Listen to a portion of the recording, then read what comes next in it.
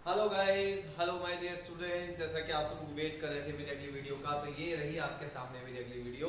और मैं जानता हूँ आप मेरा बहुत ही ज़्यादा बेसब्री से इंतज़ार कर रहे हैं कि हमारे वैभव सर हमारे लिए वीडियो लेकर के आएंगे। तो यहाँ पे मैं आपके लिए, जैसा कि मैंने आपको पहले भी बोला था, कि वीडियो में मैं आपको इंग्लिश की बहुत बहुत बारीक बारीक चीज़ें बताने वाला हूँ। मैंने आपको ये भी कहा था दोस्तों कि इंग्लिश के अंदर जितना लोगों ने ये हवा बना रखा है ना, अरे इंग्लिश हम नहीं पढ़ पा रहे हैं, मैं आपको यहाँ पे इंग्लिश ऐसी रटा दूंगा, ग्रामर ऐसा पढ़ा दूंगा कि आप किसी भी जगह चले जाएंगे, आपको लाइफ में कभी डर नहीं लगेगा। ये मेरा चैलेंज है, आप मेरे साथ इस वीडियो में अंत तक जुड़े रहिए। और आज हम इंग्लिश का एक ऐसा टॉपिक ले रहे हैं, एक ऐसा बेसिक टॉपिक मैंने लिया है जो कि छोटी क्लासेस से लेकर बड़ी क्लासेस तक बच्चे आराम से पढ़ सकते हैं। और इसको पढ़ने के लिए दोस्तों मैं आपको एक बात बता दूं कि अभी तक बच्चों के माइंड में ये कंसेप्ट क्लियर नहीं हुआ है। तो आइए इस कंसेप्ट को क्लियर करते हैं। इस कंसेप्ट का नाम क्या है बच्चों? The sentences. अब सेंटेंसेस क्या है, क्या होते हैं, कैसे यूज में आते हैं, कैसे हमारी लाइफ के अंदर ये को रिलेट करते हैं, या फिर हम कहें कि बड़े बच्चे पूछेंगे सर हमारे कंपटीशन लाइफ के अंदर ये कैसे को रिलेट करेंगे, हमें कैसे ये मार्क्स लाएंगे, कैसे हमारे लिए इंपॉर्टेंट है। तो मैं आपको ये पहली बात बता दूं बेटा कि आप जितना भी इंग्लिश के अंदर पढ़ते हैं, जितना भी इंग्लिश में बोलते हैं, जितना भी लिखते हैं, वो सब सेंटेंसेस होते हैं। तो ये आपकी इंग्लिश की क्या है बेटा? बेसिक नींव है। तो इस नींव को पढ़ने के लिए बहुत अच्छी तरीके से आपके सामने बारीकी से मैं इसको आपके सामने पेश करता हूं। तो आइए सबसे पहले बात करते हैं कि सेंटेंस होते क्या हैं। सेंटेंस क्या होते हैं? सेंटेंस सर कोई भी वाक्य होता है, जो भी आप बोलते हैं वो वाक्य होता है। अब बेटा ये वाक्य होता क्या है? क्या वाकई में आप जो भी शब्द बोलते हैं, जो भी कुछ बोलते हैं, वो सब सेंटेंस होते हैं? तो मैं आपको बता दूं कि हाँ, आप जो कुछ भी बोलते हैं, चाहे वो आप गुस्से में बोल रहे हो, चाहे वो बड़े प्यार से बोल रहे हो, या किसी से रिक्वेस्ट कर रहे हो, या आप किसी से कोई चीज मांग रहे हो, या आप किसी से कोई प्रश्न पूछ रहे हो, या कुछ भी कर रहे हो, वो सब चीज आपकी क्या होती है बेटा? सेंटेंस होती है। सेंटेंस बनता कैसे है, सेंटेंस की फ्रेमिंग क्या है, इसके कंपोनेंट क्या है, आइए देखते हैं। देखो बच्चों, आपने जब छोटी क्लासेस के अंदर पढ़ा था कि आपके पास होते हैं बेटा अल्फाबेट्स होते हैं। क्या होते हैं? अल्फाबेट्स। अल्फाबेट्स आप सब जानते हैं, हमारे इंग्लिश के अंदर 26 अल्फाबेट्स है, ए से लेकर जेड तक सारे हमारे क्या बेटा? अल्फाबेट्स है। तो ये अल्फाबेट्स मिलकर के क्या बनाते हैं बेटा? एक वर्ड्स का निर्माण करते हैं, वर्ड्स बनाते हैं। और ये वर्ड्स मिलकर के हमें क्या बनाते हैं बच्चा?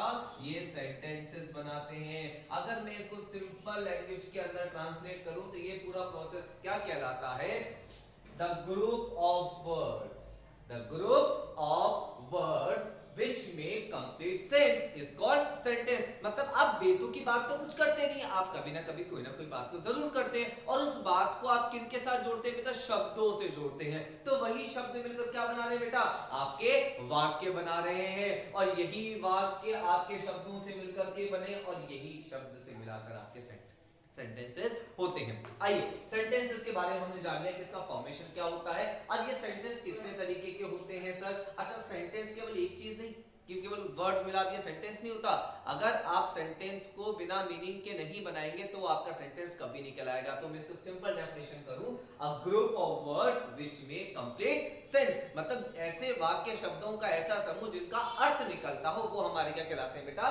सेंटेंस कहलाते हैं। इसी के साथ बेटा मैं आपको बताता हूं कि हमारे टाइप्स ऑफ सेंटेंसेस क्या होते हैं। ठीक है, टाइप्स ऑफ सेंटेंसेस जानते हैं तो बेटा नॉर्मली टाइप्स ऑफ सेंटेंस पढ़ने के लिए हमें पहले दो चीजों के बारे में जानना बहुत जरूरी है, जिन्हें हम कहते हैं बेटा parts of sentences. Parts of sentences. अब सर ये पार्ट्स ऑफ सेंटेंसेस होते क्या हैं, ये मतलब कितने प्रकार के होते हैं और ये कैसे वर्क करते हैं? तो सेंटेंसेस के पार्ट बेटा नॉर्मली टू टाइप्स के होते हैं। आपको बताओ, एक होता है बेटा आपका सब्जेक्ट, और एक होता है बेटा आपका प्रेडिकेट। अच्छा, सब्जेक्ट और प्रेडिकेट में क्या डिफरेंस होता है? देखो पहली बात तो मैं आपको एक बात यहाँ पे क्लियर कर दूं कि ये जो टॉपिक है, ये जो लेवल मैं आपका चला रहा हूँ, ये सभी क्लासेस के लिए अवेलेबल है, ये जनरल इंग्लिश के टॉपिक्स है। ठीक है, तो सब्जेक्ट क्या होता है, प्रेडिकेट क्या होता है? बेटा सब्जेक्ट जिसके बारे में आप बात करें, आप सेंटेंस में कभी ना कभी किसी न किसी के बारे में तो बात करते ही हैं, तो जिसके बारे में भी आप बात करें, सपोज कीजिए कि एग्जांपल ले लेते हैं हम यहाँ पे, हमने लहा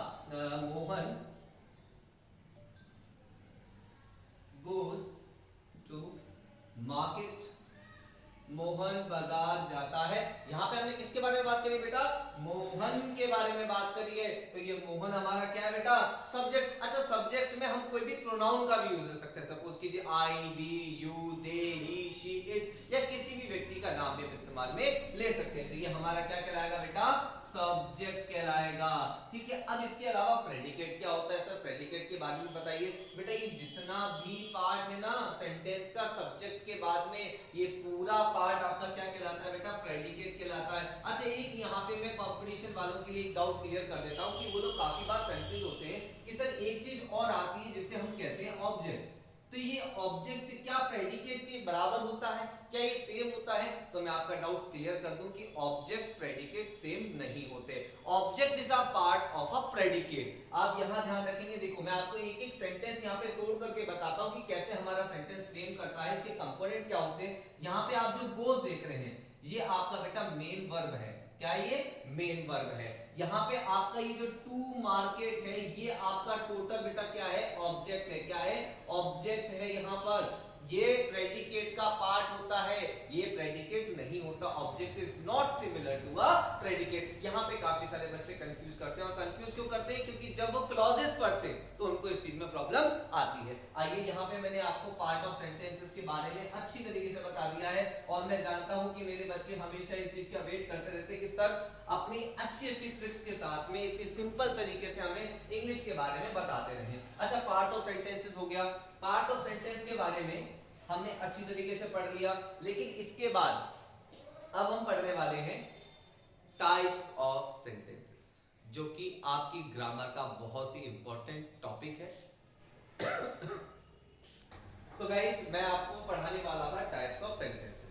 अब टाइप्स ऑफ सेंटेंसेस जैसा कि आपको यहाँ सामने स्क्रीन पे दिखाई दे रहा होगा कि हम 5 काइंड्स के मैंने आपको टाइप्स लिखे हुए सेंटेंसेस के। फर्स्ट डिक्लेरेटिव जिसको हम असर्टिव भी कहते हैं, सेकंड इंटरोगेटिव है, थर्ड एक्सक्लेमेटरी है, फोर्थ इंपेरेटिव एंड फिफ्थ आपका ऑब्जेक्टिव है। मैं इन सभी टाइप्स को आपको बहुत ही अच्छी तरह एक्सप्लेन करने वाला हूं। तो सबसे पहले हम बात करते हैं यहाँ पे हमारे डिक्लेरेटिव सेंटेंस की, जो कि हमारा सबसे पहला टाइप ऑफ सेंटेंसेस है, जिसको हम असर्टिव सेंटेंस भी कहते हैं। डिक्लेरेटिव सेंटेंस या असर्टिव सेंटेंस होता क्या है, देखो जो भी आप सिंपल स्टेटमेंट कभी भी आप किसी से बोलते हैं, सपोज कीजिए मैंने कोई भी एक एग्जांपल ले लिया, एग्जांपल के अंदर मैं आपसे कह रहा हूं दैट कुछ भी लीजिए, जैसे माय नेम, एक बहुत ही सिंपल सेंटेंस है, माय नेम इज रोहन। अब ये बहुत ही सिंपल सेंटेंस है, एक बहुत ही सिंपल वाक्य, जो कि आप कभी भी किसी से कोई पूछेगा तो व्यक्ति अपना नाम बता देता है, माय नेम इज रोहन। मैंने कोई भी एक सेंटेंस ले लिया, तो ये माय नेम इज रोहन आपका क्या है, डिक्लेरेटिव असर्टिव सेंटेंस है। अच्छा सर डिक्लेरेटिव सेंटेंस तो है, बट ये बेसिकली होता है कि जो भी सिंपल स्टेटमेंट्स होती है, जिसके अंदर ना तो आप कोई प्रश्न पूछते हैं, ना ही आप किसी को कोई ऑर्डर दे रहे होते हैं, ना ही कोई आप किसी से रिक्वेस्ट कर रहे होते हैं, ना ही आप उसके अंदर कोई भावनाएं शो कर रहे होते हैं। एक सिंपल स्टेटमेंट होती है जिसको अपन डिक्लेरेटिव और असर्टिव सेंटेंस कहते हैं। अच्छा मैं एक चीज और आपको बता दूं कि डिक्लेरेटिव और असर्टिव सेंटेंस भी 2 टाइप्स के होते हैं। कैसे होते हैं, एक तो आपका होता है अफर्मेटिव सेंटेंस। आपने कई बार सुना होगा सेंटेंसेस के अंदर, जब भी आप पढ़ते होंगे अफर्मेटिव सेंटेंस होते हैं। एक्चुअली क्या है, आज के मॉडर्न ग्रामर के अंदर इतना एलाबोरेशन नहीं मिलता, सब बुक में अलग अलग जगह मिलता है, वो काफी हद तक कंफ्यूजन रहता है। अफर्मेटिव सेंटेंस सेकंड होता है इसका नेगेटिव सेंटेंस। ये आप सब जानते हैं कि अगर अफर्मेटिव सेंटेंस को हम कहते हैं सकारात्मक वाक्य, और नेगेटिव सेंटेंस है नकारात्मक वाक्य, जिसमें हम नो और नॉट का इस्तेमाल करते हैं। जैसे कि मैंने अभी एक एग्जांपल आपको कहा था, माय नेम इज रोहन। अब मैं कोई भी एक दूसरा एग्जांपल ले लेता हूं, like Suresh is not going to market. अब ये क्या है, नेगेटिव सेंटेंस है। क्यों, क्योंकि इसके अंदर क्या यूज हो रहा है, नॉट का यूज हो रहा है। तो यहाँ पे आपको पता लगा कि अफर्मेटिव सेंटेंस क्या होता है और नेगेटिव सेंटेंस क्या होता है। सेकंड सेंटेंस की बात करते हैं, सेकंड आता है बेटा आपका इंटरोगेटिव सेंटेंस। अच्छा इंटरोगेटिव सेंटेंस क्या होते हैं, आप सबको पता होगा कि इंटरोगेटिव सेंटेंस बेसिकली प्रश्नवाचक वाक्य होते हैं। क्या होते हैं, प्रश्नवाचक वाक्य। प्रश्नवाचक वाक्य मतलब आप बेसिकली ये कह सकते हो कि किसी के भी अंदर जब कोई भी सेंटेंस में आप कोई भी क्वेश्चन पूछते हैं, in which you ask question, उसको अपन क्या कहते हैं, इंटरोगेटिव सेंटेंस कहते हैं। अब जो क्वेश्चन बेटा पूछे जाते हैं, क्वेश्चन फ्रेम होते हैं, वो 2 टाइप से होते हैं। ये आपको पता है, टाइप 1 जो होता है, इसका टाइप 1 बनता है by helping verb, by helping verb. Helping verb तो आप सबको मुझे लगता है पता होगा, क्योंकि मैंने मेरी प्रीवियस वीडियो के अंदर हेल्पिंग वर्ब के बारे में बताया था। तो मैं आपको बताता हूं दोबारा से कि हेल्पिंग वर्ब कौन कौन से होते हैं। हेल्पिंग वर्ब जैसे कि आप लीजिए डू, डज हो गया आपका, एम, या फिर आपका आर हो गया। इसी प्रकार से आपके और भी कई सारे हेल्पिंग वर्ब होते हैं, जैसे will, shall, has, have, had, was, were, ये सब आपके क्या है, हेल्पिंग वर्ब है। तो इन सब से आपका क्या बनता है, इंटरोगेटिव सेंटेंस। जैसे कि आप पूछ लीजिए, जैसे आप कई बार कहते हैं are you looking at me, have you completed your work. So ये क्या है, आपका एक हेल्पिंग वर्ब से बना हुआ इंटरोगेटिव सेंटेंस है।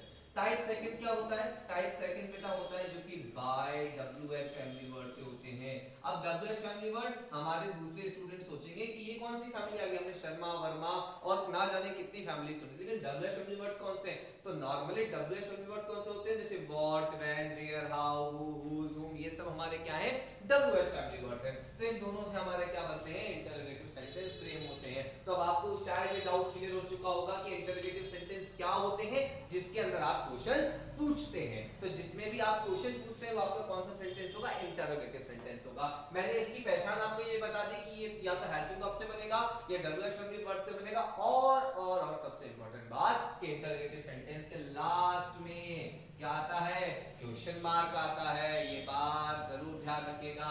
इंटरोगेटिव सेंटेंस के बाद बच्चों मैं आपको बताता हूं कि तीसरा टाइप का सेंटेंस क्या होता है। तीसरा टाइप का सेंटेंस होता है इंपैरेटिव सेंटेंस। क्या होता है, इंपैरेटिव सेंटेंस। इंपैरेटिव सेंटेंस क्या होते हैं आपको बताता हूं विद एन एग्जांपल। चुप हो जाओ, shut up. What is this, this is a imperative sentence. मैं तुम्हें नहीं डांट रहा, बट ये क्या है, एक इंपैरेटिव सेंटेंस का एग्जांपल है। इंपैरेटिव का मतलब शायद आपको दिमाग में क्लिक कर रही होगी बात की मैं क्या कहना चाह रहा हूं, कि ऐसे सेंटेंसेस जिसके अंदर आप क्या करते हैं, आदेश देते हैं, इंस्ट्रक्शंस देते हैं, कमांड देते हैं, ऑर्डर देते हैं। ये आपके कौन से सेंटेंस होते हैं बच्चों, इंपैरेटिव सेंटेंस होते हैं। In which you give command, order, instruction और please give me your pen, और यू डू रिक्वेस्ट।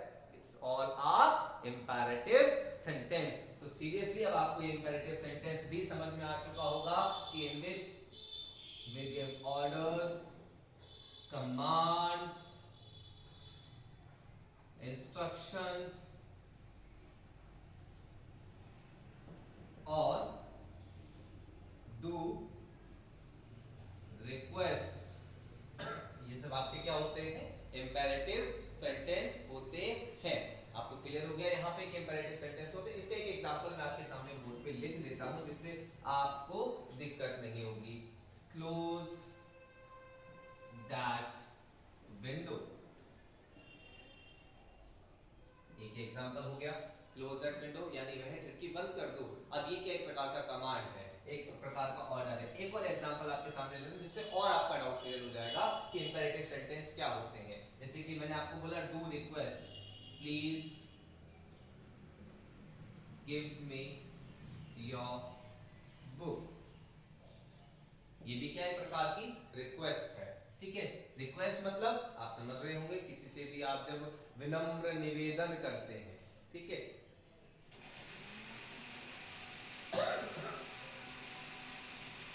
अच्छा, इंपैरेटिव सेंटेंस के बाद आपका जो नेक्स्ट आपका सेंटेंस है that is the exclamatory sentence. अब एक्सक्लेमेटरी सेंटेंस एक ज्यादा मुश्किल नहीं है, बहुत ही इजीएस्ट वे के अंदर आप इसको समझ सकते हैं कि एक्सक्लेमेटरी सेंटेंस क्या होता है, किस प्रकार से वर्क करता है एक्सक्लेमेटरी सेंटेंस, और इसको अपन कैसे शो कर सकते हैं। देखो एक्सक्लेमेटरी सेंटेंस बेसिकली बेटा इसको हिंदी में अपन कहते हैं विस्मयादि बोधक वाक्य। विस्मयादि बोधक, अरे वाह सर कितना मुश्किल भारी हिंदी वर्ड है। मुश्किल भारी हिंदी वर्ड तो है बेटा, लेकिन ये सेंटेंस बहुत इंपॉर्टेंट है। जैसे कि आप कभी किसी अच्छी चीज को देखते हैं तो आपके माउथ से क्या निकलता है, सडनली आप किसी चीज को देख करके अपनी फीलिंग को शो करते हैं, जैसे कि wow what a wonderful picture it was. और अगर आप ये कहें कि कोई गंदी सी स्मेल आ रही है और आप स्मेल करते हैं छी यू कितना गंदा है, अब ये सब क्या है, आपके सडन स्ट्रॉन्ग फीलिंग है। तो विस्मयादि बोधक वाक्य क्या होते हैं, in which we show our sudden strong feelings, जिसके अंदर हम हमारी अचानक से उत्पन्न हुई भावनाओं के बारे में दिखाते हैं। वो हमारी क्या कहलाती है, एक्सक्लेमेटरी सेंटेंस कहलाती है। और एक और ध्यान की चीज आपको बताऊं कि एक्सक्लेमेटरी सेंटेंस के अंदर हमेशा और हमेशा क्या आता है, एक्सक्लेमेशन मार्क आता है, एक्सक्लेमेशन मार्क आता है। और इसी एक्सक्लेमेशन मार्क के आने के बाद आपको वो चीज क्लियर हो जाती है कि वो क्या है, एक्सक्लेमेटरी सेंटेंस है। आपको मैं पक्का विश्वास से कह सकता हूं कि आपको सेंटेंसेस के बारे में डाउट क्लियर हो चुका होगा कि सेंटेंसेस क्या होते हैं, कितने प्रकार के होते हैं, उनको कैसे हम समझ सकते हैं। ठीक है, थैंक यू सो मच दोस्तों, आप मेरे साथ और भी अच्छी अच्छी जानकारी जानने के लिए, अपनी नॉलेज को एनहांस करने के लिए जुड़े रहिए मेरे चैनल से। और प्लीज सब्सक्राइब कीजिए मेरे चैनल को, और साथ ही साथ बेल आइकन को दबाना मत भूलिएगा, क्योंकि बेल आइकन मतलब आपकी वेब अफसर की क्लास जारी है। Thank you.